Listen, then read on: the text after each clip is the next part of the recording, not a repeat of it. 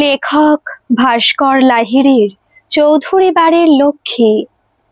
উত্তরবঙ্গের বিভাগীয় শহর জলপাইগুড়ি খুব একটি বড় শহর নয়, লোকজনের সমাগমও খুব কম। আসলে সবাই ঝা চকচকে শহরে থাকতেই পছন্দ করে। সেখানে শিলিগুড়ি শহরের কদর খুব বেশি। সে এমনিতেই উত্তর পূর্ব ভারতের প্রবেশদ্বার হিসেবে স্বীকৃতি পেয়েছে। কলকাতা থেকে সবাই শৈল শহর দার্জিলিং বা সংলগ্ন সিকিম, নেপাল বা ভুটান গেলে এই শিলিগুড়িকেই বেছে নেন। সব সুবিধাই আছে, কাছেই একটু দূরে বাগডোগরা বিমানবন্দর, আর শহরের কেন্দ্রস্থলে বিশাল জায়গা নিয়ে তেনজিং নোরগে বাস টার্মিনাল নজর কাড়ে। অনবরত লোকের সমাগম ঘটে ও সারাক্ষণ বাস টার্মিনাল থেকে দূরপাল্লার ও স্থানীয় বাসের আনাগোনা চলে। ডুয়ার্সের বিভিন্ন দর্শনীয় জায়গায় যাবার বাসও এখানেই পাওয়া যায়। বাস স্ট্যান্ডের পেছনেই শিলিগুড়ি রেল স্টেশন। এখান থেকে নামকরা ট্রেন আসাম, দিল্লি সহ বিভিন্ন জায়গায় যায়। পক্ষান্তরে জলপাইগুড়ি কিছুটা জৌলুসহীন শিলিগুড়ি শহরের তুলনায়। জলপাইগুড়ি শহরে টাউন স্টেশনের কাছে আশ্রমপাড়া। রামকৃষ্ণ মিশনের আশ্রম এখানে আছে। এই রামকৃষ্ণ মিশন আশ্রমের জন্যই পাড়াটির নাম আশ্রমপাড়া। জলপাইগুড়ি চা নিলাম কেন্দ্রে সামান্য বেতনে চাকরি করেন অনিল মুকুটি। তার কন্যা ও স্ত্রীকে নিয়ে মোটামুটি চলে যায়। স্ত্রী ধর্মপ্রাণা মালতী দেবী কোনোদিনই স্বামীর কাছে কিছু চাননি। স্বামী যা টাকা আয় করেন তাতেই তিনি খুশি। আর 5টি বউয়ের মতো নিত্য এটি দাও ওটি দাও করে বিরক্ত করেননি। দিনের অনেকটা সময় ঠাকুর ঘরেই কাটান। তাদের ঘরেই চাঁদের কলার মতো দিনে দিনে বেড়ে উঠছে তাদের একমাত্র মেয়ে অর্চিতা। ডাকনাম মিষ্টি, আবার কেউ কেউ রিম্পা, ছোট করে অর্চি বলেও ডাকেন। স্থানীয় শিশু নিকেতন শ্রেণীতে এখন 4র্থ শ্রেণীর ছাত্রী। দেখতে ভারী মিষ্টি, ফুটফুটে এক মাথা কোকড়া চুলের জন্য ও মিষ্টি আদুরে কথাবার্তার জন্য তার স্কুলের দিদিমণিরা বটেই, পাড়ার এমনকি রামকৃষ্ণ মিশন আশ্রমের সন্ন্যাসীরাও তাকে খুব ভালোবাসেন। সবাই তার খোঁজ করে সব সময়। এর আগে রামকৃষ্ণ মিশন আশ্রমের দুর্গাপুজোয় মহাষ্টমীর দিন একবার তাকে কুমারী রূপে পুজোও করেছিল। সেই থেকে সন্ন্যাসীরা তাকে ভালোই চেনেন। এমন করে দিন কাটছিল। বিকালে রোজ করলা নদীর পাড়ে চিলড্রেন পার্কে খেলতে আসতো মায়ের হাত ধরে।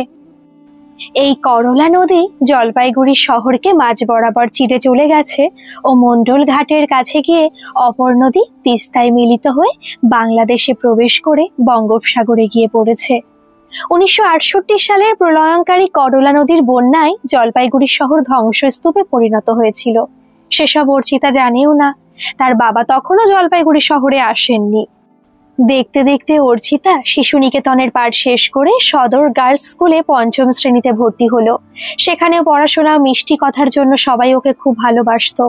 ও পড়াশোনা খুব ভালো ছিল বলে 5ম শ্রেণী থেকে 10ম শ্রেণী পর্যন্ত বরাবর প্রথম হয়েছে। এমন করে মাধ্যমিক ও উচ্চ মাধ্যমিকও ভালো রেজাল্ট করে রাষ্ট্রবিজ্ঞান নিয়ে পিডি মহাবিদ্যালয়ে ভর্তি হলো। সেখানেও তাক লাগিয়ে স্বর্ণপদক সহ স্নাতক ডিগ্রি লাভ করলো। তারপর আরো উচ্চশিক্ষার জন্য উত্তরবঙ্গ বিশ্ববিদ্যালয়ে ভর্তি হলো। এর মধ্যে একদিন অর্চিতা বাড়ি ফিরছে। সেদিন অর্চিতার বাড়ি ফিরতে বেশ কিছুটা দেরি হয়ে গিয়েছিল। তার স্পেশাল ক্লাস ছিল। তা শেষ করে বাস ধরে ফিরতে অনেকটা দেরি হয়। ফলে মাসকলাই বাড়ি। বাস স্ট্যান্ডে বাস থেকে নেমে দেখে কোনো রিক্সা সেদিন নেই। হাত ঘড়িতে সময় দেখে সন্ধ্যা সবে 7টা।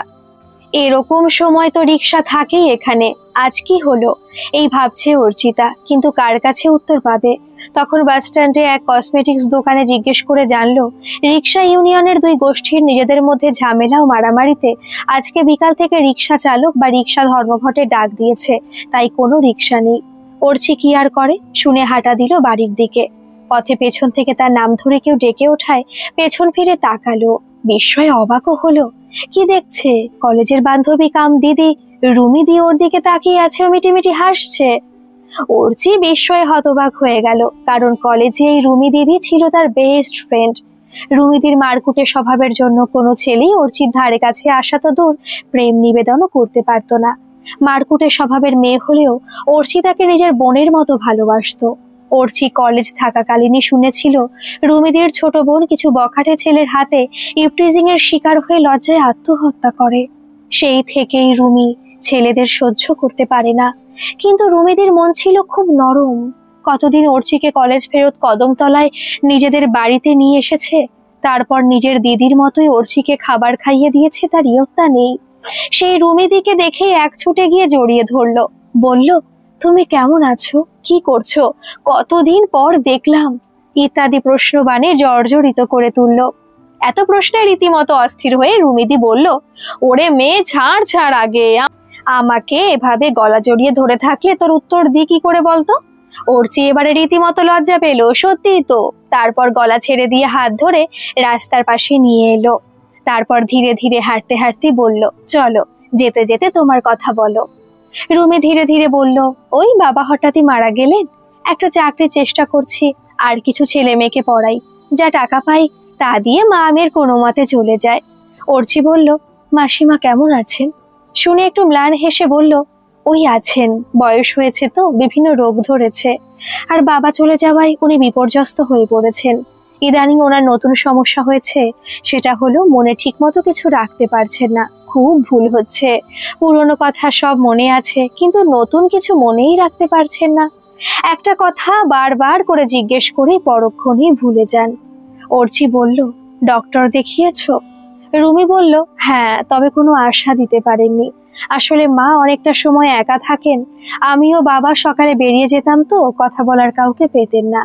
এক গাদা ওষুধ দিয়েছেন, বলেছেন কাউকে ওনার কাছে রাখতে, কথা বললে হয়তো তার একাকিত্ব কমবে, তাতে ওনার সমস্যা কমাতেও পারে, যদিও তার সম্ভাবনা অনেক কম। এবার রুমি বলল, তোর কি খবর, কি সুন্দর হয়েছিস রে। তারপরে চোখ টিপে বলল, কলেজে তো আমার জন্য কোনো ছেলে তোর ধারে কাছে আসতে পারতো না, এখন তো আমি নেই, তাই কোনো বয়ফ্রেন্ড আছে? লজ্জায় অর্চি উত্তর দেবে কি, মুখ লাল হয়ে উঠল। তারপর দৃপ্ত সুরে বলল, আমার নেই, ও আমি এইসব পছন্দ করি না, কার বোন দেখতে হবে তো। এইসব কথা রুমিকে বলতে বলতে কদমতলা গার্লস স্কুলের কাছে চলে এসেছে ওরা দুজনে। কদমতলা গার্লস স্কুলে ঠিক উল্টো দিকে রুমিদির বাড়ি, তার ঠিক পাশেই কদমতলার বিখ্যাত ডাকের সাজের দুর্গাপূজার জায়গা। এদের পুজো বিখ্যাত, ডাকের সাজের জন্য বছরের পর বছর এরা একই ঘরানা ধরে রেখেছে। আর জলপাইগুড়ি শহরের বিখ্যাত পুজোগুলোর অন্যতম এই পুজো। রুমি অনেকবার অর্চিকে বলল বাড়িতে গিয়ে মাকে একবার দেখে আসার জন্য, কিন্তু দেরি হয়ে গেছে বলে অন্যদিন আসবে বলে অর্চি হাঁটা দিল। এর আগে রুমিদির সাথে দেখা ও কথাবার্তার ফাঁকে পাশের দোকান থেকে ফোন করে বাবাকে জানিয়ে দিয়েছিল তার বাড়ি ফিরতে আরো কিছু দেরি হবে, না হলে ওনারা চিন্তা করবেন। যদিও অর্চিদের বাড়িতে ফোন নেই, পাশের 2-3টে বাড়ির পর সুকুমার কাকুর বাড়িতে ফোন, আর অর্চিকে ওরা নিজেদের মেয়ের মতোই ভালোবাসেন। অর্চিকে মাঝে মাঝে নেমন্তন্ন করে নিয়ে যান। একবার অর্চি হাত ঘড়ির দিকে তাকিয়ে দেখলো ঘড়ির কাঁটা প্রায় 9টা তখন। আজ অনেকটাই দেরি হয়েছে, কারণ রিক্সা নেই ও রুমিদের সাথে অনেকটা কথা বলাতে সময় চলে গেছে, তার খেয়াল রাখতে পারেনি তো। এবার জোরে জোরেই পা চালালো। মা বাড়িতে কি করছে কে জানে, হয়তোবা মেয়ের উপর রাগটা তার বাবার উপরেই ফেলছে। বাবার সোহাগের জন্যই মেয়ে এত দেরি করে। 3 নং ঘুমটি ক্রস করে 2 নম্বর ঘুমটির কাছাকাছি আসতেই দুম করে কারেন্ট চলে গেল। সাথে সাথে এক ঘন নিকষ কালো আধারে চারদিকে থেকে গেল। পাশে রেল লাইন, সেখানে নিউ জলপাইগুড়ি থেকে কয়লা বোঝাই মালগাড়ি যান্ত্রিক শব্দ করে জলপাইগুড়ি স্টেশনে ঢুকছিল। কোনো কারণেই হোক, হয়তো জলপাইগুড়ি স্টেশন থেকে সিগন্যাল না মেলায় ঘ্যাচ শব্দ করে দাঁড়িয়ে গেল। অর্চি এবার নিজের উপরে বিরক্ত হয়ে পড়ল। ও ভেবেছিল 2 নম্বর ঘুমটি ক্রস করে যে রাস্তা জলপাইগুড়ি স্টেশন সংলগ্ন গোডাউন ও রেল কোয়ার্টারের পাশে দিয়ে 1 নং ঘুমটির দিকে গেছে, সেই রাস্তা ধরবে, কিন্তু মালগাড়িটি এসে পড়ায় সেটাও বানচাল হয়ে গেল। মালগাড়ি হঠাৎ দাঁড়াতেই ওখানকার কিছু বখাটে ছেলে ছুটে এলো গাড়ির দিকে, উদ্দেশ্য কয়লা চুরি করা। হঠাৎ ওদের অর্চির দিকে নজর পড়তে 3টি ছেলে মালগাড়ি ছেড়ে অর্চির দিকে ছুটে এলো। ওকে ঘিরে ধরে বিশ্রীভাবে ইঙ্গিত করতে থাকলো। ও পায়ে পায়ে ওর দিকে এগিয়ে আসতে লাগলো। অর্চির তখন দিশেহারা অবস্থা, চিৎকার করে যে কাউকে ডাকবে তার উপায় নেই, গলা শুকিয়ে কাঠ হয়ে গেছে, আওয়াজও মনে হয় বের হবে না। যখন ছেলেগুলো ওর থেকে 1 হাত দূরে প্রায় ছুঁয়ে ফেলেছে অর্চিকে, অর্চি ভয়ে চোখ বুজে ফেলেছে, ও আসন্ন বিপদের আশঙ্কা করছে। ঠিক তখনই ওর গা ঘেঁষে একটি গাড়ি এসে দাঁড়ালো। কিছু ভারী বুটের দৌড়ে যাওয়ার আওয়াজ হলো। অর্চি চোখ তুলে তাকালো। কি দেখছে সে? সামনে পুলিশের পোশাক পরা একটি ঝকঝকে চেহারার যুবক, কোমর বন্ধনীতে পিস্তল ঝুলছে, কাঁধের তাড়াগুলো তার পোস্টের জানান দিচ্ছে। মনে হয় খুব উচ্চ পদে কর্মরত। যুবকটি হাসি মুখে বলল, আর ভয় নেই। এবার বলুন তো, কোথা থেকে এলেন, বাড়ি কোথায়? অর্চির চারদিকে তাকিয়ে দেখলো আলো এবার এসে গেছে। কথা বলতে গিয়ে দেখলো গলা শুকিয়ে কাঠ। সাথে সাথে সামনে থাকা সব প্রতিভ চেহারার যুবকটি গাড়ির ভেতরে থাকা একটি জলের বোতল এগিয়ে দিয়ে বলল, খান, তারপর কথা শুনবো আপনার। অর্চির পরপর ঘটনায় এতই হতভম্ব ছিল, নিজের ব্যাগে জলের বোতল ছিল সেটাও তার মনে নেই। অগত্যা ছেলেটি জলের বোতল থেকে এক নিঃশ্বাসে পুরো জল খেয়ে নিল। তারপর কিছুটা লজ্জা পেয়ে বলল, সরি, আপনার সব জল শেষ করে ফেললাম। ছেলেটি হাত তুলে থামিয়ে বলল, ঠিক আছে, এবার সব খুলে বলুন তো। এবার ধরে প্রাণ এলো অর্চিতার। সব কথা খুলে বলল ছেলেটিকে। আসলে ছেলেটির অমায়িক ব্যবহার ও কথাবার্তা শুনে খুব ভালো লাগলো অর্চির। তারপরে করবো না করেই পরিচয় চাইল। তখন ছেলেটা হেসে উঠে বলল, একদম পুলিশি জেরা করছি। তারপরে বলল, আমি এই শহরের নতুন ডিএসপি বিক্রমজিৎ চৌধুরী। জরুরি একটা কাজেই আমি এদিক দিয়ে যাচ্ছিলাম। তারপরের ঘটনা তো পরপর হয়েই গেল। তারপরে বলল, চলুন আপনাকে বাড়ি পৌঁছে দিই। অর্চি একটু আপত্তি ছিল, কেননা যতই হোক সে ডিএসপি অর্চির কাছে সে অপরিচিত। কিন্তু রাত বাড়ছে এই ভেবে সে রাজি হলো। বিক্রম তার গাড়ির ড্রাইভারকে গাড়ি ঘুরিয়ে আশ্রম পাড়ার দিকে যেতে বলে অর্চিকে নিয়ে গাড়িতে উঠল। গাড়িও এবার আশ্রম পাড়ার দিকে রওনা দিল। খানিকক্ষণ পরই অর্চির বাড়ির সামনে পুলিশের গাড়ি এসে দাঁড়ালো। গাড়ি থেকেই অর্চি দেখছিল বাবা বাড়ির সামনে মুখে চিন্তা নিয়ে ঠায় দাঁড়িয়ে। চিন্তার কারণটা অর্চি বোঝে, অবিবাহিত মেয়ে একা এত রাতে করে বাড়ি ফিরলে বাবা মার চিন্তা তো হবেই। তারপরে গাড়ি থেকে অর্চি নামতেই বাবার প্রশ্ন, কি রে এত দেরি? পুলিশের গাড়িতে তুই? কি হয়েছে? অর্চি সব খুলে বলল বাবাকে। আরও বলল, ইনি ঠিক সময় না পৌঁছালে তোমার অর্চির হয়তো চরম সর্বনাশ হতো।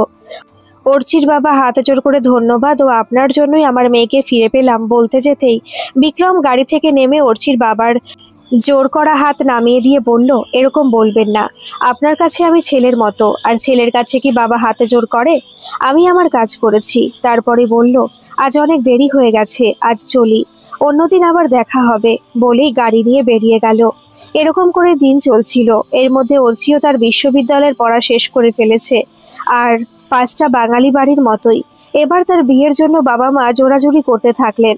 এতদিন পড়াশোনা শেষ করার জন্যই অর্চি বিয়ের কথা ভাবেনি, কিন্তু বাবা মায়ের বয়স হচ্ছে ভেবে বিয়েতে রাজি হলো।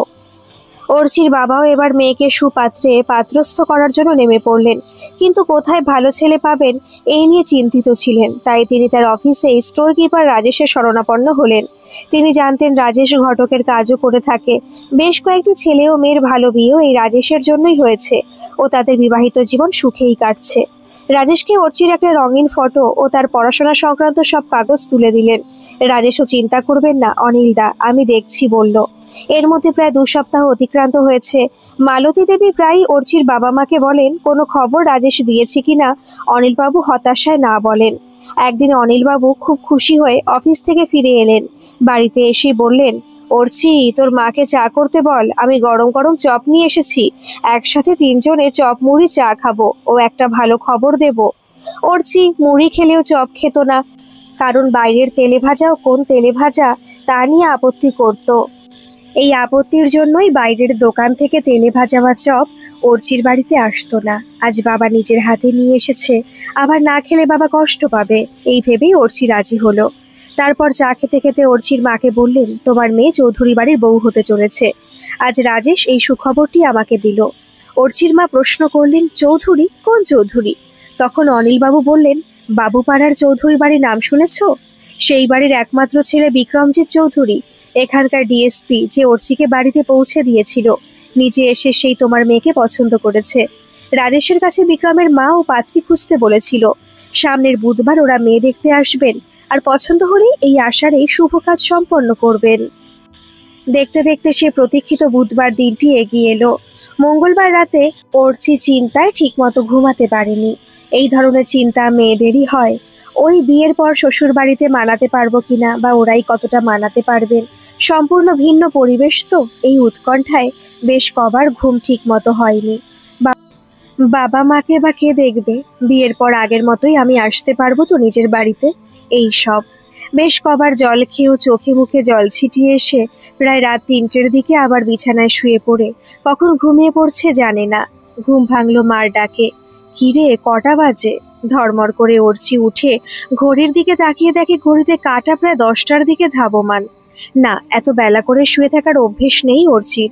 স্কুল কলেজ বিশ্ববিদ্যালয় চলাকালে আর তারপরেও খুব সকালেই মেয়ে বিছানা ছাড়তো। তাই মা মালতী দেবীর মেয়েকে এত বেলা পর্যন্ত শুয়ে থাকার জন্য চিন্তার সুরে প্রশ্ন করলেন, শরীর ঠিক আছে তো তোর? তারপর মেয়ের গায়ে হাত দিয়ে নিশ্চিন্ত হলেন। স্নেহের সুরে বললেন, কি ব্যাপার, রাতে ঘুম হয়নি নাকি আমার আদরের? অর্চি কিছু বলতে যাবে তার আগেই মা বললেন, সকাল সকাল স্নান সেরে নিও, বিকালে ওনারা তোমায় দেখতে আসবেন তো। অর্চি একটু বিরক্তই হলো এই কথা শুনে। কদিন ধরে দেখছে বাবা ও মায়ের ব্যস্ততা, তাই সে বলেই ফেলল, আমি কি পণ্য? ওরা দেখতে আসতেই পারে, তার জন্য তোমরা এত ব্যস্ত কিসের জন্য? শুনে মালতী দেবী মলিন হেসে বললেন, ওরে আমার মেয়েরে, যতই শিক্ষিতা সুন্দরী হই না কেন, মেয়েদের ছেলেরা একটু নিচু নজরেই দেখে রে মা। আর মেয়ে দেখতে এসে অনেকেই বিশাল পঞ্চায় বলে অনেক মেয়ের বিয়ে হয়নি, তাই আমিও এটাই চিন্তা করছি, তোর বেলাতেও এমন চাইলে কি হবে? তোর বাবা কি করে টাকার জোগাড় করবে? অর্চি বলল, এমন হলে আমি বিয়েই করব না। মা মেয়ের মুখে হাত দিয়ে আলতো চুমু খেলেন ও বললেন, বালাই ষাট, এমন কথা বলতে নেই রে। বিকেলে 5টার সময় ওনারা মেয়েকে দেখতে এলেন, সাথে একজন পুরোহিতও এসেছেন। মেয়ে পছন্দ হলে একেবারে ভালো দিন দেখে বিয়ের পাকা কথা বলে আশীর্বাদ করে যাবেন। বিক্রম তার এক মাসতুত বৌদি ও একজন বন্ধু আর মাকে নিয়ে এসেছে। বাবা 2 বছর আগেই মারা গেছেন। বিশাল বাড়িতে বিক্রমের মার কথা বলার কেউ নেই। চাকর বাকর আছে ঠিকই, কিন্তু তারা তাদের কাজে ব্যস্ত থাকে। আর বিক্রমের মা সেকেলে মানসিকতায় বিশ্বাসী। তার চেয়েও বড় সেটা হলো, কাজের লোকের সাথে কথা বলা পছন্দ করেন না। তার মতে কাজের লোক কাজের জন্য কথা বলে সম্মান নষ্ট করার নয়, সেজন্য বাড়ির কাজের লোকরাও গিন্নিমাকে এড়িয়ে চলে। দেখতে টকটকে ফর্সা গায়ের রং, একটু সাজগোজ করতে ভালোবাসেন। দামি শাড়ি ও ভারী সোনার গয়নায় নিজে সেজে আঁচলে চাবির গোছা বেঁধে বাড়িতে সবার উপরে খবরদারি করেন। কারো একটু ভুল হলেই সেদিন আর তার রক্ষা নেই। চোখে সোনালি ফ্রেমের বাহারি চশমা পরেন তিনি। বিক্রমের এসব দিকে কোনো মাথা ব্যথা নেই। সে প্রথমত সময় পায় না, কাজ নিয়ে ব্যস্ত। মার নাম সরোজ কুমারী। আজও অর্চিকে দেখতে সেই একভাবে সেজে এসেছেন। দামি শাড়ি পরনে, নাকে সোনার পাথর বসানো নথ ও গলায় ভারী সোনার হাড়ি খুব ব্যক্তিত্বময়ী লাগছে। খানিকক্ষণ বাবা মায়ের সাথে কথা বলে বললেন, এবার মেয়েকে ডাকুন। মার সাথে একটু জড়সড় হয়ে অর্চি এলো। এসে প্রণাম করতেই অর্চির চিবুকে হাত দিয়ে আলতো করে চুমু খেলেন ও বললেন, আয়ুষ্মতী হও। বলে অর্চির দিকে তাকালেন। কি অন্তর্ভেদী দৃষ্টি! অর্চি চোখ নামিয়ে নিল। ওদিকে বিক্রমের বৌদি ইশারায় বিক্রমের দিকে তাকিয়ে চোখ টিপল। ছেলের পছন্দ আছে, কিন্তু পুলিশে চাকরি করে এমন মেয়ে দেখলো কি করে, এটাই বলতে গিয়েও বলল না। বিক্রমের মা অর্চিকে কয়েকটা প্রশ্ন করলেন। তারপরে সাথে থাকা পুরোহিত মশাইকে বললেন, পাজি বের করুন ও সামনের মাসে একটা ভালো দিন দেখুন তো। তারপরে অর্চিকে বিস্মিত করে ওনার গলায় থাকা ভারী সোনার হার পরিয়ে আশীর্বাদ করলেন, সাথে বললেন, এমন লক্ষ্মী মেয়ে চৌধুরী বাড়ির লক্ষ্মী হবার উপযুক্ত। বিক্রমের দিকে তাকিয়ে বললেন, কিরে, তোর পছন্দ তো? বিক্রম তো আগেই দেখেছে অর্চিকে, তারও পছন্দই ছিল, তাই সম্মতিসূচক মাথা নাড়ল। বৌদিও মুখ নামিয়ে হাসছে। তখন অর্চিকে ঘরে যেতে বলেছেন ও পুরোহিতের দিকে তাকাতেই পুরোহিত মশাই বলে উঠলেন, আষাঢ় মাসের 20 তারিখ ভালো দিন আছে। সাথে সাথেই সরোজা দেবী বললেন, ওই তারিখেই বিয়ে হবে, আর কিছুই চাহিদা নেই আমাদের। দেখতে দেখতে সেই 20 তারিখ এসে গেল। আজ অর্চির বিয়ে। এক এক করে সব আত্মীয় স্বজন সমাবেশ হচ্ছে বাড়িতে। আর পাড়ার মেয়ে অর্চিকে সবাই খুব ভালোবাসে, তাই পাড়ার সবাই নিখুঁতভাবে বিয়ে সম্পন্ন হবার জন্য লেগে পড়েছে। এক একজন বিভিন্ন দায়িত্ব নিয়েছে। আবার রামকৃষ্ণ মিশন আশ্রমের সন্ন্যাসীরাও তাকে খুব ভালোবাসেন বলে আশ্রম থেকে 6-7 জন সন্ন্যাসীও সকাল থেকে চলে এসেছেন। তাদের কণ্ঠের সুললিত সুরে বেদ গান চারিদিক মুখরিত হয়ে উঠেছে। কচি কাচাদের ছুটোছুটি, আত্মীয় স্বজনদের হই হুল্লোড় বিয়ে বাড়ি গমগম করছে। বাড়ির সামনের মাঠে প্যান্ডেল করে নিমন্ত্রিত অতিথিদের খাওয়ানোর ব্যবস্থা। এক কোণে রান্নার ব্যবস্থা করা হয়েছে। রান্নাও শুরু হবে খানিকটা বাদেই। তরকারি মাছ ধোয়া চলছে ঠাকুরের নির্দেশ মতো। ওদিকে অর্চির বান্ধবীরা অর্চির সাথে বান্ধবী সুলভ কখনো জোরে ও কখনো চাপা স্বরে কথা বলছে আর খিলখিল করে হেসে উঠছে। দেখতে দেখতে দুপুর গড়িয়ে বিকেল হলো। গোধূলি লগ্নে অর্চির বিয়ে। পৌরোহিত্য করবেন জলপাইগুড়ি শহরের যোগমায়া কালী মন্দিরের প্রধান পুরোহিত কেশব উপাধ্যায়। খুব নাম আছে তার। তিনিও এক সহকারী নিয়ে চলে এলেন। তার আগে বিক্রমকে আনতে ফুলে ফুলে সাজানো গাড়ি বাবুপাড়ার উদ্দেশ্যে রওনা হয়ে গেছে। অর্চির সেই বান্ধবী কাম দিদি রুমি নিজে অর্চিকে সাজানোর দায়িত্ব নিয়েছে। অর্চির আবদারে বাসরেও তাকে অর্চির সাথে থাকতে হবে। অর্চির বিয়ে খুব সুন্দরভাবে সম্পন্ন হলো। অর্চিকে সুন্দর করে সাজিয়েছিল রুমি। লাল টকটকে বেনারসি শাড়িতে সত্যি সেদিন লক্ষ্মী প্রতিমার মতো মনে হয়েছিল সবার। এর আগে বিক্রমের গাড়ি আসা কচি কাচাদের বর এসেছে বলে দৌড়ে গিয়ে দেখা কিশোরীয় যুবতী মেয়েদের আড়াল থেকে বর দেখা অর্চির কানের কাছে গিয়ে তার সবিস্তারে বর্ণনা করে অর্চিকে লজ্জায় লাল করে দেওয়া সব করেছে। বাসর রাতে গানের লড়াই, ধাঁধার লড়াই করে বাসর ঘর জমজমাট যথাসম্ভব নিপুণ করে করা। এমনকি পরদিন বিক্রমের জুতো চুরি করে টাকা আদায় করা, তাও করেছে তারা দল বেঁধে। বাসি বিয়ের সকাল থেকে বাড়ি পাড়ার সবার মনে এক বিষাদের সুর। আজ অর্চি বিকালেই তার শ্বশুর বাড়ি চলে যাবে। অর্চির মা সব কাজ করছেন ঠিকই, মাঝে মাঝেই তিনি কেঁদে উঠছেন, কারণ ছোট ছোট অর্চির সব ঘটনা তার ছবির মতো মনে পড়ছে। কয়েকবার তিনি অর্চির সামনে গেলেও বেশি সময় থাকতে পারেননি, পাছে মেয়ে কাঁদে, তাই কাজের অছিলায় সরে গেছেন মেয়ের সামনে থেকে।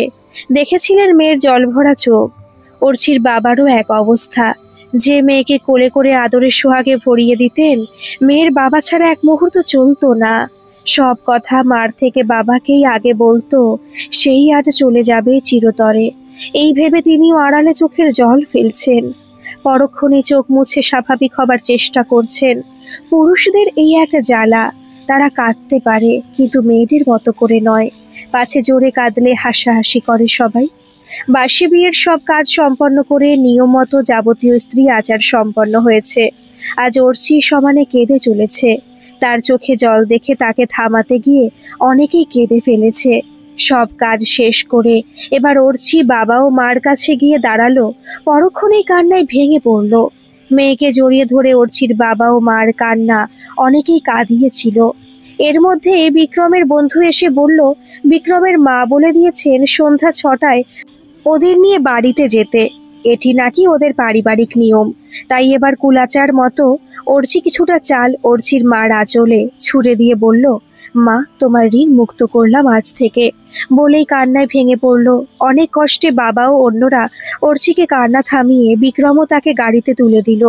গাড়িও একগাদা ধোয়া ছড়িয়ে বাবুপাড়ার উদ্দেশ্যে রওনা হলো। অর্চির মা তাকিয়ে থাকলেন অপসৃয়মান গাড়ির দিকে যতক্ষণ দেখা যায়। তারপরে তিনিও সজোরে কেঁদে উঠলেন ও বলে উঠলেন, ওর মায়ের ঋণ কখনোই শোধ করা যায় না। এটা বহু যুগ থেকে প্রচলিত এক প্রথা, যা চলে আসছে সমানে। অর্চিদের গাড়ি চৌধুরী বাড়ির সামনে আসতেই মঙ্গল শঙ্খ বেজে উঠল। তারপর নিয়ম মেনে অর্চি ও বিক্রমকে বরণ করে বিক্রমের মা ঘরে নিয়ে গেলেন। অর্চি ঘরে ঢুকতে যাবে তখনই বিক্রমের মা বললেন, একটু দাঁড়াও। অর্চির সাথে বিক্রমও অবাক হলো। কি হলো মায়ের? তখনই কাউকে বললেন, ওরে নিয়ে আয়। তারপরে অর্চি সবিস্ময় দেখল একজন একটা বড় রূপোর থালা, তাতে দুধ ও আলতার মিশ্রণে পুরো ভর্তি। সেটি অর্চির পায়ের কাছে রেখে দিল। বিক্রমের মা বললেন, ওর মধ্যে 2 পা দিয়ে তারপর ঘরে তুমি ঢোকো।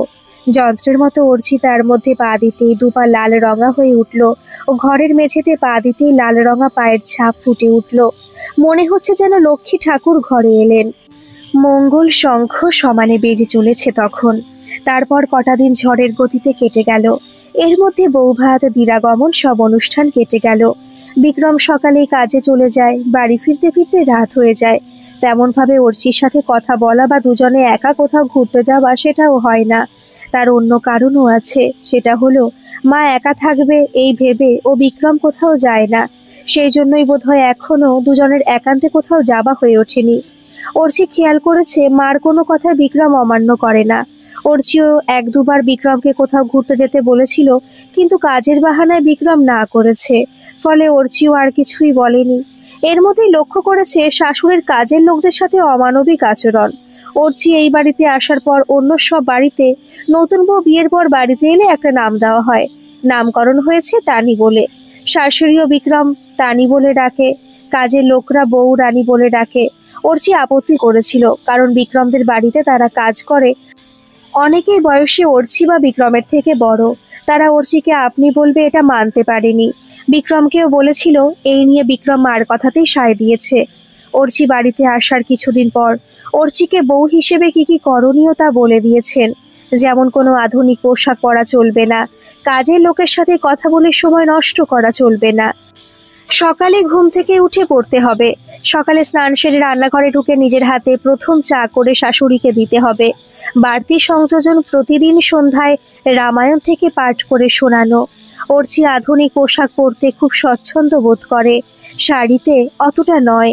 তারপর অতি প্রিয় সালোয়ার কামিজ, জিন্স টপ, লম্বা চুলের মিডি ম্যাক্সি বা রাতে নাইট গাউন। বিয়ের আগে এসবও পড়েছে, এবার তাতেও বিধিনিষেধ আরোপ করাতে রীতিমতো আশাহত হয়ে গেছে। একদিন বিক্রমও সে ঘুমিয়ে আছে, হঠাৎই তলপেটের চিনচিনে ব্যথায় তার ঘুম ভেঙে গেল। একবার আর চোখে পাশে তাকিয়ে দেখল বিক্রম অঘুরে ঘুমোচ্ছে। ব্যথার জন্য থাকতে না পেরে উঠে পড়ল।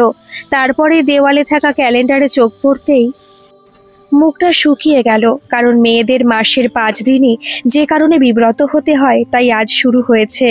এমনিতে অর্চির কোনো রাগ হয়নি ছোট থেকেই, কিন্তু আর 5টা মেয়েদের মতোই স্বাভাবিক নিয়মেই তার মাসিক বা পিরিয়ড শুরু হয়েছিল। কিন্তু কোনো কারণে হোক 5 বা 6 মাস পরে মাসিক চলাকালীন সময়ে অতিরিক্ত রক্তপাতের কারণে হাসপাতালে ভর্তি হতে হয়। সেখানে 2 বোতল রক্ত দিয়ে সুস্থ করা হয়। তারপরে চিকিৎসকের সুচিকিৎসার ফলে যে সমস্যা হয়েছিল সেটাও মিটে যায়। কিন্তু প্রতি মাসে অর্চিকে মাসিক চলাকালীন পেটে ব্যথা খুব ভোগায়, ঠিকমতো হাঁটতেও পারে না। অর্চি আবার শুয়ে পড়ল কোলবালিশটা পেটের কাছে চেপে। এভাবে শুলে বেশ আরাম লাগে অর্চির। কোলবালিশ চেপে দিয়ে কখন যে ঘুমিয়ে পড়েছিল তাও জানে না। হঠাৎ কানের কাছে কাজের মাসি মান্দা দিদির ডাক, ও বউরানী, আর কতক্ষণ ঘুমাবে? গিন্নি মাঝে চা চাইছেন, দেবে না? অর্চি তাকিয়ে দেখলো অনেক বেলা হয়ে গেছে। সকালের নরম আলো ঘরের মধ্যে এসে পড়েছে। পাশে তাকিয়ে দেখলো বিক্রমও নেই। টয়লেটে বন্ধ দরজার ভেতর থেকে জল পড়ার আওয়াজে বুঝলো বিক্রম স্নান করছে। এবার কিছুটা লজ্জা পেল। আজ খুব দেরি হয়ে গেছে। তড়িঘড়ি করে বিছানার থেকে নামতে গেল। পরক্ষণে যন্ত্রায় উফ মাগো বলে উঠল।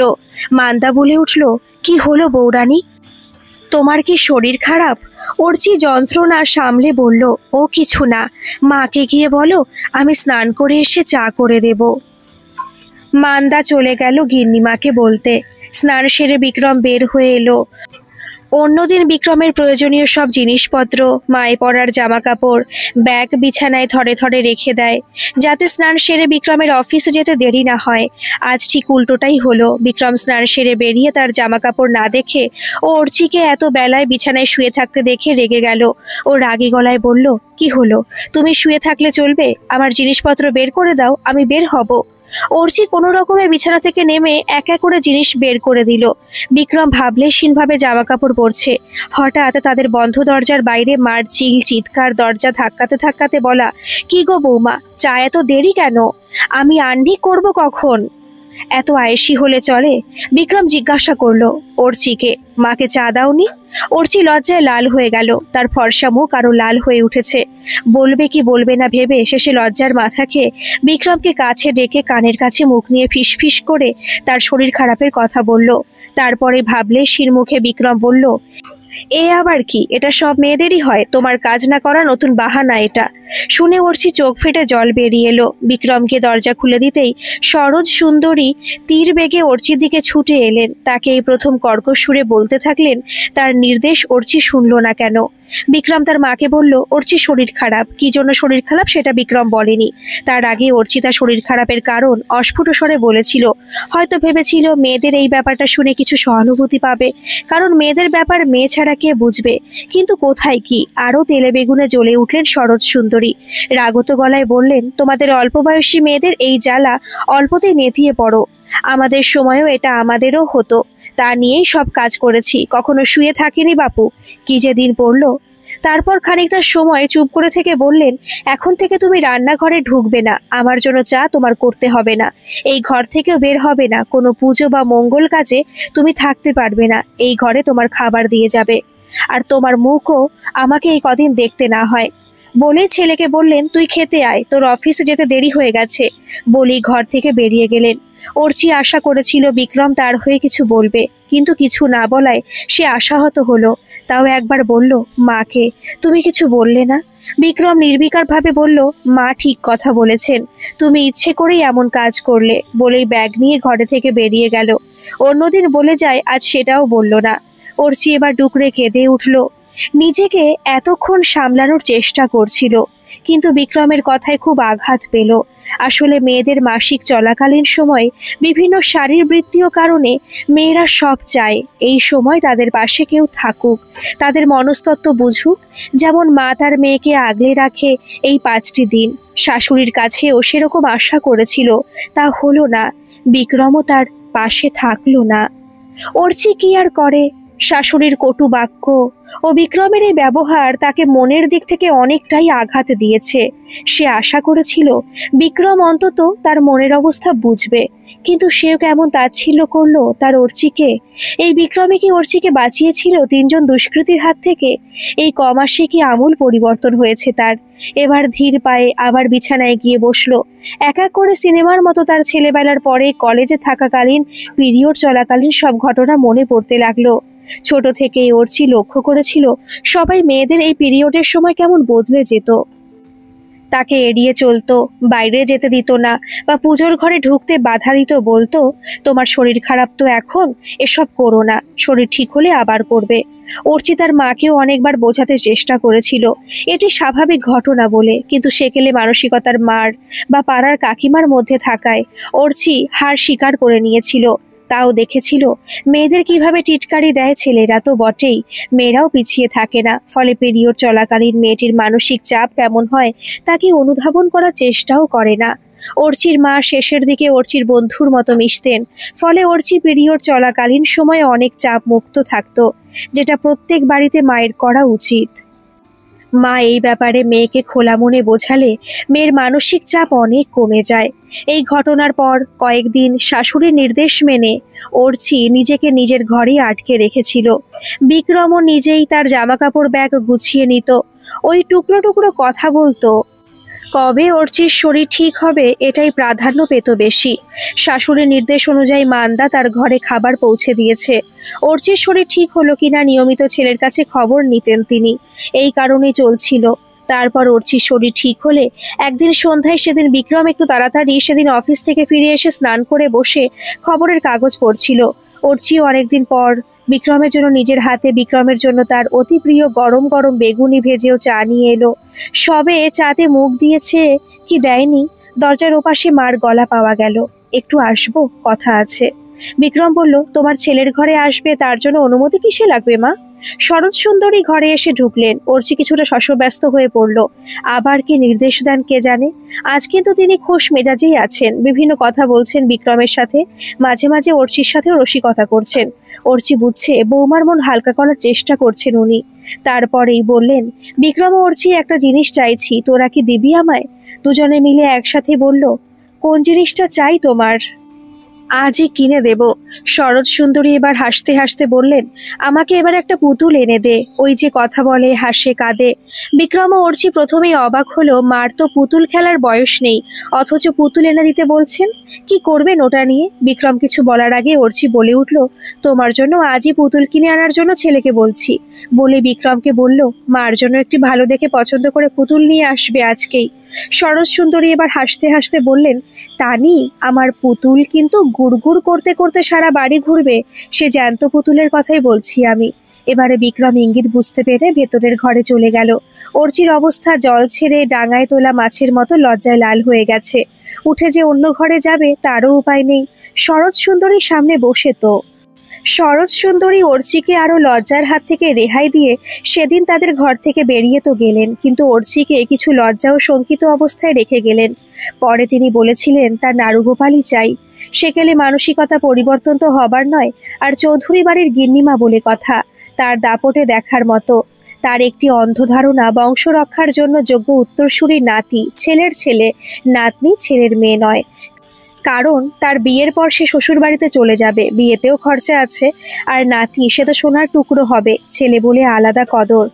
তারপর বংশের নাম আছেই, অভিজাত এলাকায় থাকে, বিয়েতে পণ হিসেবে প্রচুর টাকা নেওয়া যাবে। চৌধুরী বাড়ির ছেলের বিয়ে হলে সবাই লাইন দেবে তাদের মেয়েকে চৌধুরী বাড়ির বউ করতে, তাতে পণ তো দেবেই। ঠিক 1.5 বছর পরের ঘটনা। চৌধুরী বাড়ির সবারই মনে আনন্দের ঢেউ, কারণ এবার চৌধুরী বাড়িতে নতুন অতিথি আসছে। অর্চির বাবা মাও জানেন। শরৎ সুন্দরী নিজে গিয়ে মিষ্টি দিয়ে এই সুখবর জানিয়েছেন, বলে এসেছেন মেয়েকে দেখে যেতে। সাথে এটাও বলেছেন তাদের পারিবারিক নিয়ম, ছেলের বউ এখন বাপের বাড়িতে যেতে পারবে না, প্রথম সন্তান শ্বশুর বাড়িতেই হবে। অর্চির বাবা ও মায়ের সাথে অর্চি নিজেও আশায় ছিল তার প্রথম সন্তান বাবার বাড়িতেই হবে, কিন্তু শাশুড়ির কথা বুকে স্বরবিদ্ধ হবারই সামিল। অর্চি তাও মেনে নিল। অনেক মেয়ের তো এমনটাই হয়, তারও না হয় হবে। সন্তান এলে কোলে করে বাবার বাড়িতে গিয়ে একসাথে অনেকদিন থাকতে পারবে। ওদিকে সন্তান আসার খবরে শরৎ সুন্দরী খুব খুশি। অর্চিকে নিজে দায়িত্ব নিয়ে খাবার ও যত্ন করতে থাকলেন।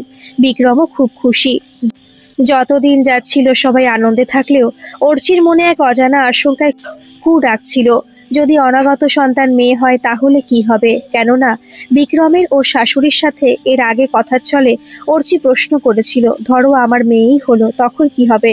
বিক্রম সাথে সাথে রাগত গলায় বলেছিল, মেয়ের সন্তান আমার পছন্দ নয়, আর চৌধুরী বাড়িতে এখনো মেয়ের সন্তান আসেনি কারোর, তাই আমার ছেলেই হবে। অর্চি তাও একটু দম নিয়ে বলেছিল, এটা তো আমার হাতে নেই, তাও যদি মেয়ে হয় তখন কি করবে। অর্চি অবাক হয়েছিল বিক্রমের এই উত্তরে। বিক্রম নিরস গলায় বলেছিল, তাহলে চৌধুরী বাড়ির দরজা চিরকালের জন্য বন্ধ হয়ে যাবে। শরৎ সুন্দরীকেও একদিন সন্ধ্যায় মহাভারত থেকে পাঠ করে শোনাবার পর এক প্রশ্ন করেছিল, সেখানেও এক উত্তর পেয়েছিল। এর আগে প্রথম বাপের বাড়িতে স্বাদের অনুষ্ঠান, পরে শ্বশুর বাড়িতে স্বাদ ঘটা করে হয়েছে অর্চির। ইতিমধ্যে শরৎ সুন্দরী আনন্দে সোনার হার, দুহাতের বালা, কোমরের হার স্বর্ণকারকে দিয়ে গড়িয়ে রেখেছেন নাতির জন্য। শরৎ সুন্দরীর ইচ্ছা তাকে নারুগোপালের মতো সাজিয়ে রাখবেন। যথা নিয়মে দিন চলছিল। এই করতে করতে চিকিৎসার নির্ধারিত দিনটি এসে গেল।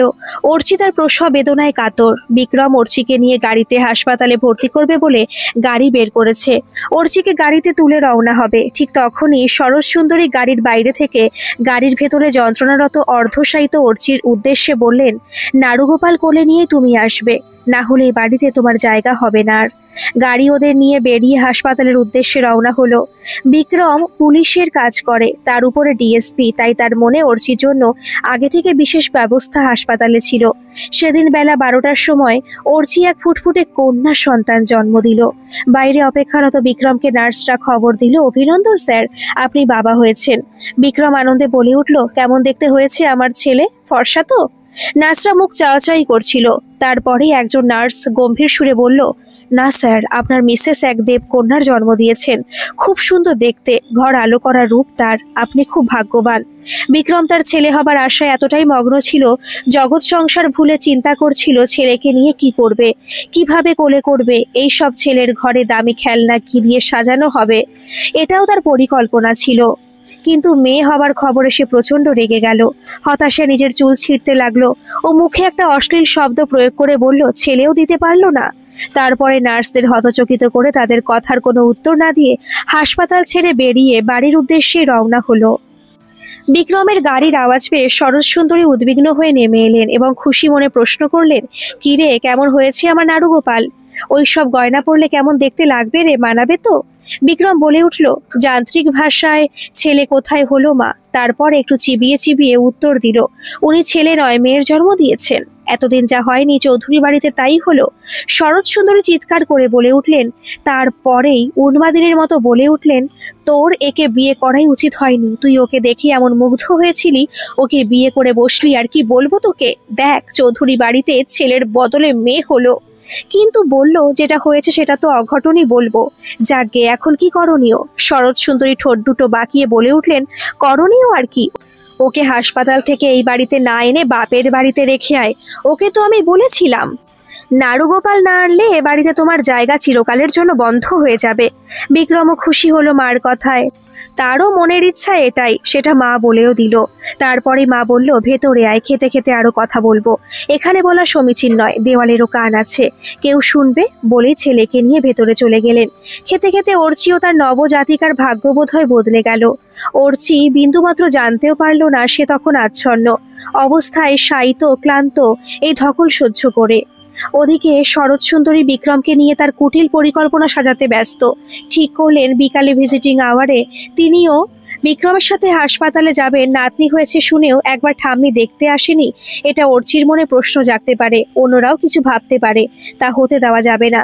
সবাই দেখুক চৌধুরী বাড়ির বৌমাকে শাশুড়িও হাসপাতালে দেখতে এসেছেন। আর বিক্রমকে বললেন সে ওয়ার্ড মাস্টার ও ডাক্তারের সাথে কথা বলে অর্চির ডিসচার্জ সার্টিফিকেট রেডি করে রাখে। আরও বললেন পরদিন সকালে গাড়ির ড্রাইভার মান্দাকে নিয়ে হাসপাতালে যাবে আর অর্চিকে নিয়ে চৌধুরী বাড়িতে আসার বদলে এর বাপের বাড়িতে রেখে চলে আসে। বিক্রমের কথা কেউ বললে বলবে অফিসে কাজের চাপ তাই আসতে পারেনি বলে ছেলের দিকে তাকিয়ে বললেন, কেমন হলো আমার পরিকল্পনা? অলক্ষী তাড়ানোর এটাই ভালো উপায়। বিক্রম মার কথায় সায় দিল, বলল তুমিই পারবে। ওদিকে কাজের মাসি মান্দা কোনোভাবে শুনে ফেলল মা ও ছেলের এই পরিকল্পনা, কিন্তু পরিস্থিতির চাপে সেও অসহায়। শহর সংলগ্ন কাদো বাড়িতে ছোট একটি দরমা ও মুলিবাসের ও টিনের চালের বাড়িতে বৃদ্ধ শ্বশুর ও দুই মেয়েকে নিয়ে থাকে। তার স্বামী পরের জমিতে ভাগ চাষ করে। বাড়ির চাল ভেঙে পড়ার উপক্রম, তাই কিছু টাকার জন্যই চৌধুরী বাড়িতে কাজ করে। তাই প্রতিবাদ করার সাহস নেই, সে নীরবে চোখের জল ফেলতে লাগলো। অল্প দিনেই অর্চি এদের প্রিয় হয়ে উঠছিল তার মিষ্টি ব্যবহারের জন্য। বিক্রমের মা বিকালে হাসপাতালে গেলেন অর্চি ও তার মেয়েকে দেখার জন্য। গিয়ে দেখলেন সত্যি এক ফুটফুটে তুলতুলে মেয়ে অর্চির পাশে শুয়ে অঘরে ঘুমোচ্ছে। আশেপাশে অনেক বাচ্চাও কেউ ঘুমিয়ে আছে বা কেউ বা চিৎকার করে পৃথিবীতে এসেছে জানান দিচ্ছে, কিন্তু অর্চির মেয়ে এদের থেকে একদম আলাদা। অর্চি শাশুড়িকে দেখে উঠে বসতে গেল, ক্ষীণস্বরে বলল, কেমন দেখলে আমার মেয়েকে? উনি বললেন, ভালোই লাগলো, খুব সুন্দর হয়েছে তোমার মেয়ে, এবার তোমার মতোই সুন্দর নাম রাখা দরকার। ওদিকে সমস্ত নার্সরা বারে বারে অর্চির মেয়ের কাছে গিয়ে দেখে আসছে। আবার শরৎ সুন্দরীকে বলছে, সত্যি দেবকন্যা এসেছে আপনার পরিবারে। তারপরে বিক্রম এসে অর্চির সামনে দাঁড়িয়ে থেকে মেয়েকে দেখলো, ও টুকটাক কথা বলছিল। তারপর বলল, কালকে তোমাকে হাসপাতাল থেকে ছেড়ে দেবে, ও বাড়িতে নিয়ে যাবে। হেয়ালি করে কোন বাড়িতে নিয়ে যাবে তার বলল না, বলল আমি আসতে পারবো না, মান্দামাসি আসবে তোমায় নিয়ে যেতে। তারপরে বলল, মা চলো, ভিজিটিং আমার শেষ। শরৎ সুন্দরী মনে হয় এটা শোনার জন্যই অপেক্ষা করছিলেন। তিনিও উঠে দাঁড়ালেন, বললেন, চলি, কাল তো বাড়িতেই দেখা হচ্ছে বলে বিক্রমকে নিয়ে অর্চির কেবিন থেকে বেরিয়ে গেলেন। অর্চির মনে অনেক প্রশ্ন এসে ভিড় করলো। নাতনিকে ঠাম্মা দেখে কি খুশি হননি? আশীর্বাদও করলেন না তো? বিক্রমের শীতল ব্যবহার ভাবিয়ে তুলছিল বারবার। এখনকার মতো এই পর্যন্তই থাক এই গল্পের অন্তিম পর্ব। আজ আমি সন্ধ্যে 7:30টায় আপলোড করে দেব। গল্পটি কেমন লাগছে অবশ্যই কমেন্টে জানাবেন, আর ভালো লাগলে একটা সাবস্ক্রাইব করে আমার পাশে থাকবেন। ধন্যবাদ।